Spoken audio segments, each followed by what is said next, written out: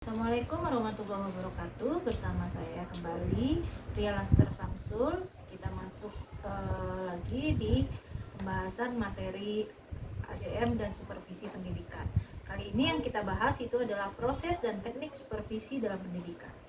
Nah, pengertiannya menurut Rifai 1982, supervisi merupakan suatu proses, yaitu serangkaian kegiatan yang teratur dan beraturan serta berhubungan satu sama lainnya dan diarahkan kepada suatu tujuan. Nah, proses supervisi pendidikan ini dibagi atas 4. Yang pertama adalah perencanaan supervisi. Yang kedua adalah pelaksanaan supervisi. Yang ketiga adalah evaluasi dan yang keempat adalah tindak lanjut. Nah, kita kupas satu-satu ya. Yang pertama itu perencanaan supervisi. Jadi beberapa hal yang harus dicantumkan dalam perencanaan supervisi. Itu yang pertama adalah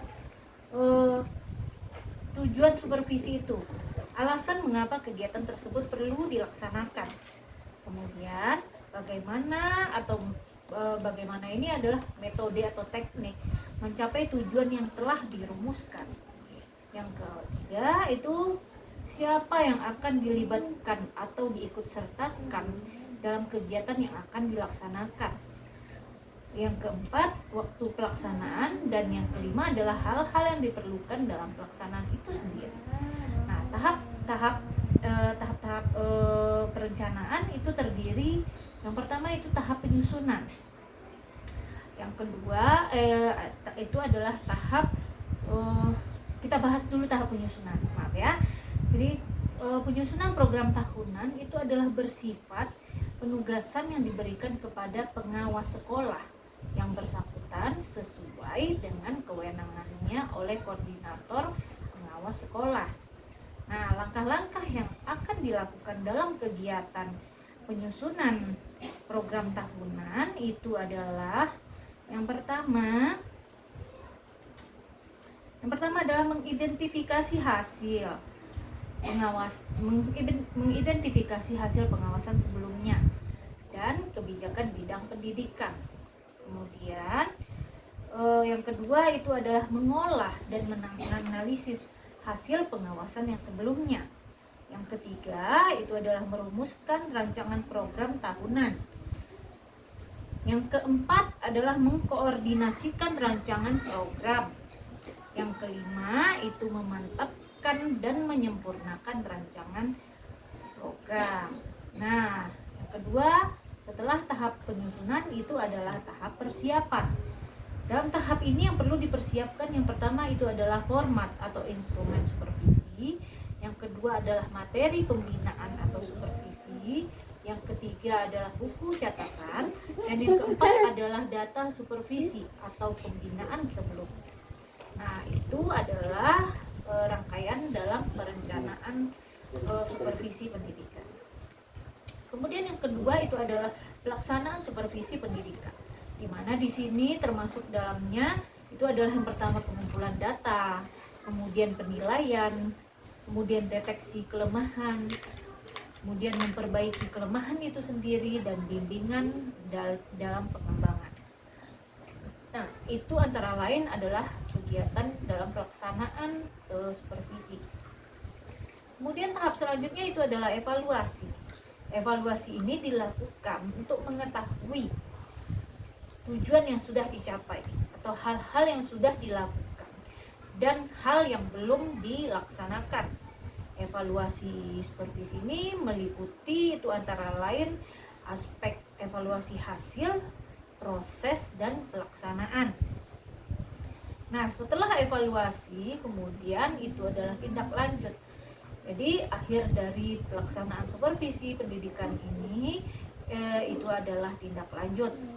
Jadi tindak lanjut itu adalah bagian akhir dari kegiatan pengawasan proses pembelajaran. Ada 3 alternatif tindak lanjut yang akan diberikan terhadap pendidik. Yang pertama itu adalah penguatan dan penghargaan yang diberikan kepada guru yang telah mempunyai standar. Kemudian yang kedua itu adalah teguran berupa bersifat mendidik. Teguran yang bersifat mendidik diberikan kepada guru yang belum memenuhi standar. Kemudian guru itu sendiri diberi kesempatan untuk mengikuti pelatihan atau penataran lebih lanjut. Nah, itulah bahasan-bahasan kita tentang proses dalam supervisi pendidikan. Kemudian kita bahas selanjutnya itu adalah teknik supervisi pendidikan. Teknik supervisi pendidikan ini terbagi atas 4. Yang pertama itu adalah teknik individu, kemudian teknik berkelompok, yang ketiga adalah teknik langsung, dan yang keempat adalah teknik tidak langsung. Ini akan kita kupas satu-satu.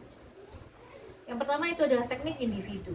Menurut Sartian, dikutip oleh Sagala pada tahun 2010, teknik individu adalah teknik pelaksanaan supervisi yang digunakan supervisor kepada pribadi-pribadi guru guna peningkatan kualitas pengajaran di sekolah.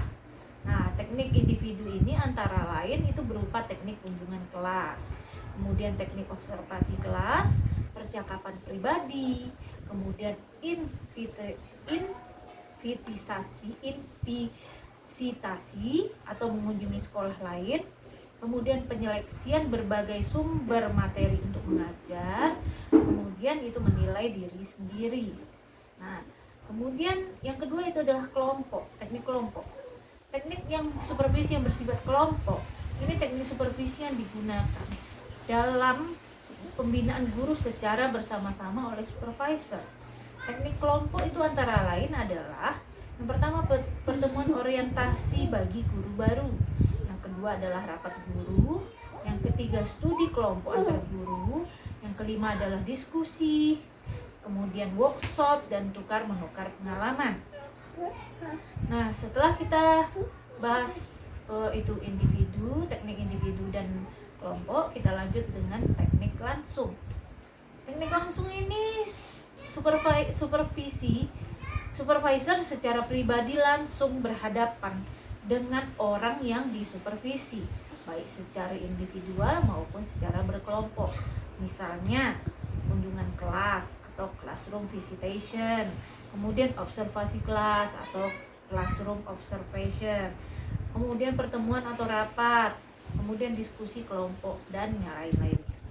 Nah, yang keempat itu adalah teknik tidak langsung, di mana seorang supervisor tidak secara langsung atau indirect method menghadapi atau berhadapan dengan orang-orang yang disupervisi, tapi menggunakan alat atau media komunikasi seperti di saat pandemi kita saat ini. Oke. Nah, sekian saja materi dari saya. Terlebih dan kurang saya mohon maaf. Assalamualaikum warahmatullahi wabarakatuh.